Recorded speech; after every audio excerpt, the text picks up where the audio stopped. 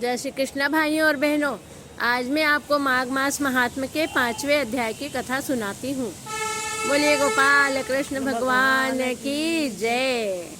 शांताकारं भुजगशयनं पद्मनाभं सुरेशं विश्वाधारं गगनसदृशं मेघवर्णं शुभांगं लक्ष्मीकान्तं कमलनयनं योगभिर्ध्यानगम्यं वंदे विष्णु भवभयहरं सर्वलोकैकनाथं। गोपाल कृष्ण भगवान की जय हो। महर्षि वशिष्ठ द्वारा दिलीप को कुब्जिका की कथा सुनाना। हे राजन, अब मैं आपके सामने माघ स्नान के प्रभाव का वर्णन करता हूँ। वशिष्ठ जी ने राजा दिलीप से कहा कि अब मैं आपके सामने माघ स्नान के प्रभाव का वर्णन करता हूँ कि माघ स्नान करने का क्या प्रभाव होता है। सावधान होकर सुनो। भृगु जी के वंश में पैदा हुई एक कुब्जिका नामक परम कल्याणी ब्राह्मणी थी। वह पूर्व कर्म के दोषानुसार बालकपन में ही विधवा हो गई थी। इसके बाद सांसारिक कर्मों से नाता तोड़कर विंध्याचल के महाक्षेत्र में, जहाँ रेवा और कपिल का संगम है, वहाँ पर वो चली गई। वहाँ सदाचारणों का पालन करती हुई भगवान की भक्ति में लीन हो गई।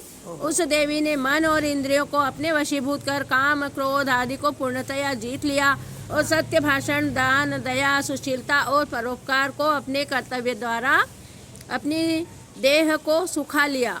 परोपकार करने लगी और सब कुछ त्याग दिया, अन्न जल और अपनी देह को सुखा लिया।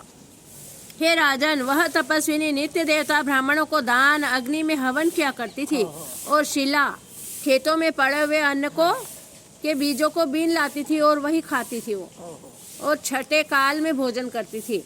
इस प्रकार उस सदाचारिणी देवी ने रेवा कपिल के संगम पर 60 माघों में स्नान किया। 60 साल तक वो माघ स्नान करती रही, अर्थात 60 साल तक पुण्याचरणों द्वारा तपस्या में मन लगाकर भगवान की आराधना की। इसके बाद आयु क्षीण हो जाने पर वह मर गई।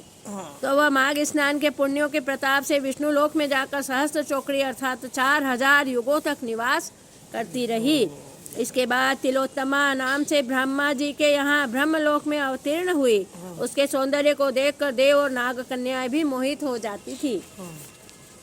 हे राजन, तिलोत्तमा भगवती के उत्पन्न हो जाने पर ब्रह्मा जी ने उसे अपने पास बुलाकर कहा कि हे पुत्री, तुम शीघ्र यहाँ से जाओ और संसार के दुखदाता सुंद उपसुंद नामक दैत्यों को मारकर जीवों को अभय प्रदान करो, क्योंकि इस समय उन असुरों द्वारा देव, मनुष्य, किन्नर, नाग और गंधर्व आदि सभी जीव नाना प्रकार के दुखों को भोगते हुए संताप और दुखी जीवन व्यतीत कर रहे हैं।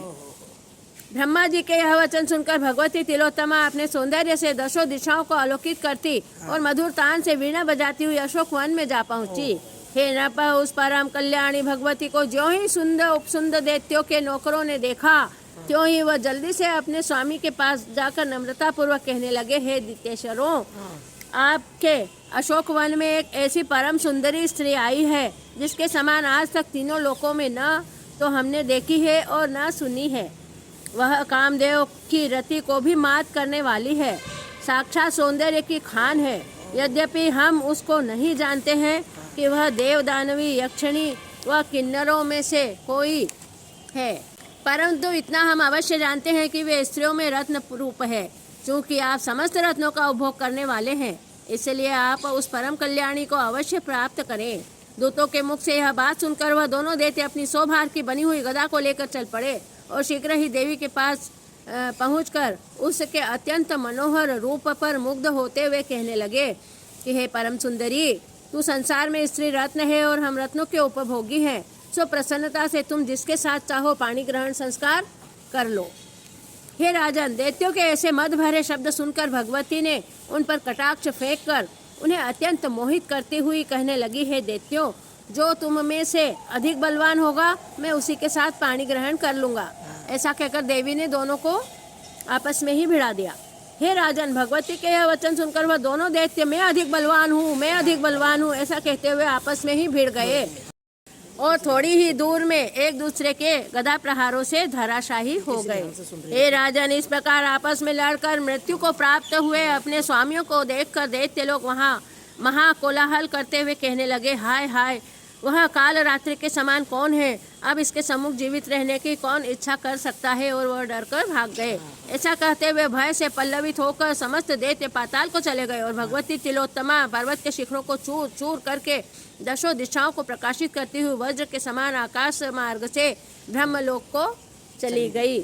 भगवती तिलोत्तमा को अपने सम्मुख देख के ब्रह्मा जी कहने लगे, हे देवी, तुम्हारे इस अलौकिक कार्य से खुश होकर आज मैंने तुम्हें सूर्य लोक में स्थान दिया है।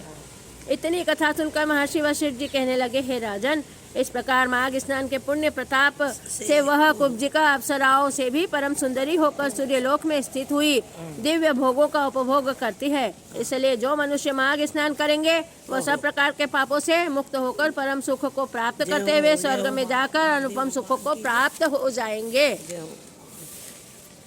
अच्युतम केशवम राम नारायणम कृष्ण दामोदरम वासुदेवम भजे श्रीधरम माधवम गोपिका वल्लभम श्री जानकी नायकम श्री रामचंद्रम भजे श्री राधिका नायकम श्री कृष्णचंद्रम भजे गोपाल कृष्ण भगवान की जय। माघ मास महत्तम 5वां अध्याय समाप्त हुआ। प्रिय भाइयों और बहनों, आपको कैसा लगा मेरा यह वीडियो? अगर आपको पसंद आया है तो मेरे चैनल को सब्सक्राइब कीजिए और बेल आइकन को प्रेस कीजिए और इस वीडियो को अधिक से अधिक शेयर कीजिए जिससे सभी इसका लाभ उठा सके। जय श्री कृष्णा।